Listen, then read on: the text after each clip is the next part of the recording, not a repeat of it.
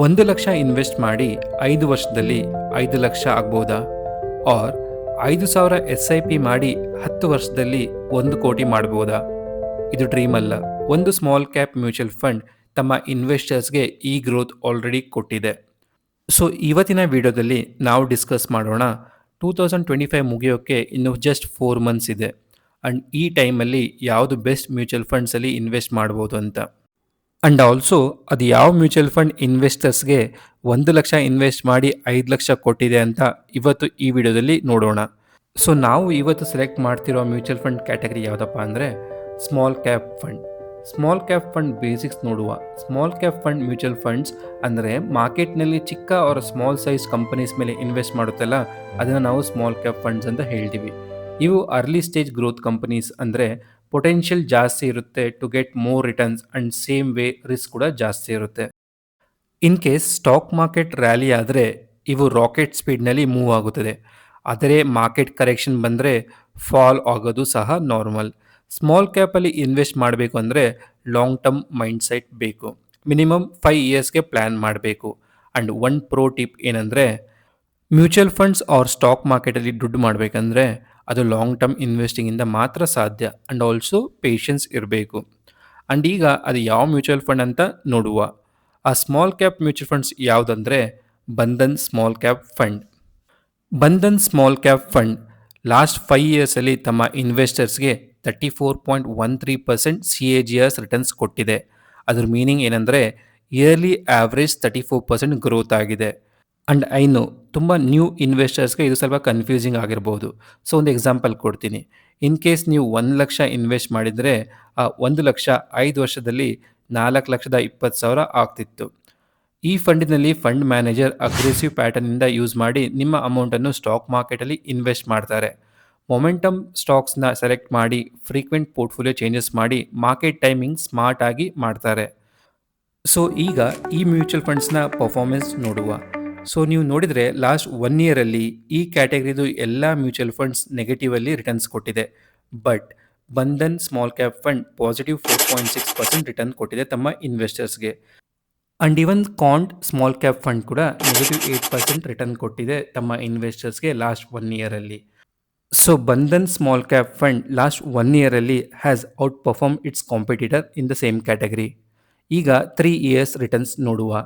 And 3 years returns ನೀವು ನೋಡಿದರೆ Bandhan small cap fund 31.46% returns ಕೊಟ್ಟಿದೆ.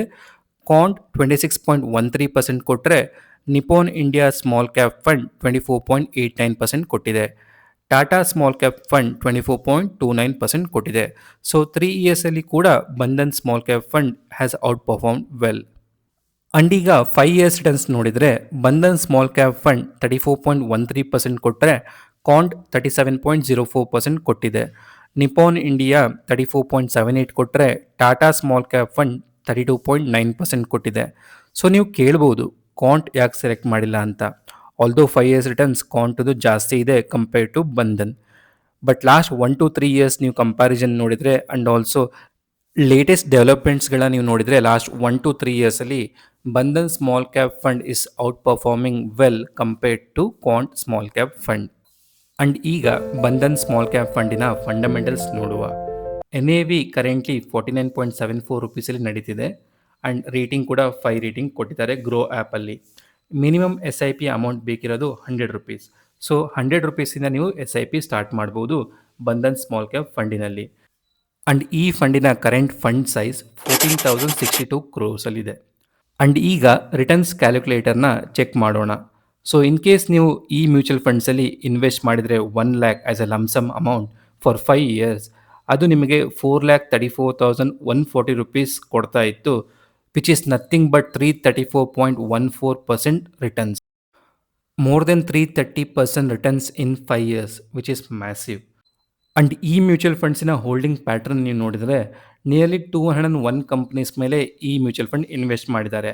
ಸೊ ಇದ್ರ ಮೀನಿಂಗ್ ಏನಂದರೆ ಈ ಮ್ಯೂಚುವಲ್ ಫಂಡ್ಸ್ ಈ ಎಲ್ಲ ಕಂಪನಿಯ ಸ್ಟಾಕ್ಸ್ ಮೇಲೆ ಇನ್ವೆಸ್ಟ್ ಮಾಡಿದ್ದಾರೆ. ಆ್ಯಂಡ್ ಮೇಜರ್ ಹೋಲ್ಡಿಂಗ್ ಇರೋದು ಶೋಭಾ ಲಿಮಿಟೆಡ್ 3.37% ಇದ್ದರೆ LT ಫುಡ್ ಮೇಲೆ 2.36% ಇದೆ. ಆ್ಯಂಡ್ ಇವಾಗ ಈ ಮ್ಯೂಚುವಲ್ ಫಂಡ್ಸಿನ ಕಂಪ್ಯಾರಿಸನ್ ಮಾಡುವ ಕ್ಯಾಟಗರಿ ಮೇಲೆ. ಸೊ ನೀವು ನೋಡಿದರೆ 1 ಇಯರ್ ರಿಟರ್ನ್ಸ್ ಮ್ಯೂಚುವಲ್ ಫಂಡ್ಸಿನ ಕ್ಯಾಟಗರಿ ಮೇಲೆ 4.6% ಇದ್ದರೆ ಅದೇ ಕ್ಯಾಟಗರಿ ಆವ್ರೇಜ್ -3.7% ಇದೆ. ಆದರೆ 3 ಇಯರ್ಸ್ ನೀವು ನೋಡಿದರೆ ಕ್ಯಾಟಗರಿಯಲ್ಲಿ 20.8% ರಿಟರ್ನ್ಸ್ ಕೊಟ್ಟರೆ Bandhan small cap fund 31.5% return ಕೊಟ್ಟಿದೆ. 5 ಇಯರ್ಸಲ್ಲಿ ಕ್ಯಾಟಗರಿ 29.4% ಕೊಟ್ಟರೆ Bandhan small cap fund 34.1% returns ಕೊಟ್ಟಿದೆ ತಮ್ಮ ಇನ್ವೆಸ್ಟರ್ಸ್ಗೆ. ಯಾವುದಾದ್ರೂ ಮ್ಯೂಚುವಲ್ ಫಂಡ್ಸ್ನ ನೀವು ಕಂಪೇರ್ ಮಾಡಬೇಕಂದ್ರೆ ಅದರ ಎಕ್ಸ್ಪೆನ್ಸ್ ರೇಷಿಯೋನ ನೀವು ಚೆಕ್ ಮಾಡಬೇಕು. ಸೊ ಎಕ್ಸ್ಪೆನ್ಸ್ ರೇಷಿಯೋ ನಾವು ಇವಾಗ ಚೆಕ್ ಮಾಡೋಣ. Bandhan small cap fund 0.41% expense ratio charge ಮಾಡ್ತಾರೆ ತಮ್ಮ ಇನ್ವೆಸ್ಟರ್ಸ್ಗೆ. ಕಾಂಟ್ 0.72% ಚಾರ್ಜ್ ಮಾಡಿದರೆ ನಿಪಾನ್ ಇಂಡಿಯಾ 0.65% ಚಾರ್ಜ್ ಮಾಡ್ತಾ ಇದ್ದಾರೆ. ಸೊ ಇದರಲ್ಲಿ ಕೂಡ Bandhan small cap fund is having less expense ratio. So ಇನ್ವೆಸ್ಟರ್ಸ್ನ ಪಾಕೆಟ್ಗೆ ಅಷ್ಟು ಇಂಪ್ಯಾಕ್ಟ್ ಆಗಲ್ಲ compare to is category. So ಈ ಮ್ಯೂಚುವಲ್ ಫಂಡ್ ಯಾರಿಗೆ ಸೂಟ್ ಆಗುತ್ತಂದರೆ if you are young investor and can hold up to 5 years. So minimum 5 years ನೀವು hold ಮಾಡ್ತೀರಾ ಅಂದರೆ ಈ mutual fund best. Risk tolerance high ಇರುವವರಿಗೆ ಈ ಮ್ಯೂಚುವಲ್ ಫಂಡ್ಸ್ ಕೂಡ ಬೆಸ್ಟ್ ಆಗಿರುತ್ತದೆ. ಆ್ಯಂಡ್ ಮಾರ್ಕೆಟ್ ವಾಲಾಟಿಲಿಟಿನ ಹ್ಯಾಂಡಲ್ ಮಾಡೋ ಕೆಪಾಸಿಟಿ ಇರೋರಿಗೆ you can consider this fund for long term SIP or lump sum. So monthly 5,000 SIP ಹಾಕಿದರೆ 10 ವರ್ಷದಲ್ಲಿ ಕ್ರೋರ್ ಲೆವೆಲ್ ವೆಲ್ತ್ ಕ್ರಿಯೇಟ್ ಮಾಡ್ಬೋದು. ಬಟ್ ಏನಂದರೆ ಪಾಸ್ಟ್ ಪರ್ಫಾರ್ಮೆನ್ಸ್ ಈ ಮ್ಯೂಚುವಲ್ ಫಂಡ್ಸ್ ರಿಪೀಟ್ ಮಾಡಬೇಕು. ಆ್ಯಂಡ್ ಈ ವಿಡಿಯೋನ ಟೇಕ್ ಅವೇ ಏನಂದರೆ ಸ್ಮಾಲ್ ಕ್ಯಾಪ್ ಫಂಡ್ಸ್ ಯಾವಾಗಲೂ ವೊಲಟೈಲ್ ಇರುತ್ತೆ. ಮಾರ್ಕೆಟ್ ಡೌನ್ ಆಗೋ ಸೀಸನ್ನಲ್ಲಿ minimum 15-20% fall normal. So panic selling ಮಾಡಬೇಡಿ. ಈ ಫಂಡಿನಲ್ಲಿ ಇನ್ವೆಸ್ಟ್ ಮಾಡೋದು ಲಾಂಗ್ ಟರ್ಮ್ ವೆಲ್ತ್ ಕ್ರಿಯೇಷನ್ಗೆ ಮಾತ್ರ. So Bandhan small cap fund aggressive ಇನ್ವೆಸ್ಟರ್ಸ್ಗೆ 2025 ಟಾಪ್ ಪಿಕ್. ಸೊ ನೀವು ಕೂಡ ಈ ಮ್ಯೂಚುವಲ್ ಫಂಡ್ಸಲ್ಲಿ ಇನ್ವೆಸ್ಟ್ ಮಾಡ್ತೀರಾ ಅಂದರೆ ನಿಮ್ಮ ಒಪಿನಿಯನ್ನು ಕಮೆಂಟ್ಸ್ನಲ್ಲಿ ಹಾಕಿ. ಫಿನಾನ್ಸ್ ಟಾಪಿಕ್ಸ್ ಬಗ್ಗೆ ಇನ್ನಷ್ಟು ವಿಡಿಯೋಗಾಗಿ ಸಬ್ಸ್ಕ್ರೈಬ್ ಮಾಡಿ ಕನ್ನಡ ಸಂಪತ್ತು ಚಾನೆಲ್ಗೆ. ಆ್ಯಂಡ್ ಇನ್ ಕೇಸ್ ನಿಮಗೆ ಈ ವಿಡಿಯೋ ಇಷ್ಟ ಆಗಿದ್ದರೆ please like the video, share the video. Thank you for watching.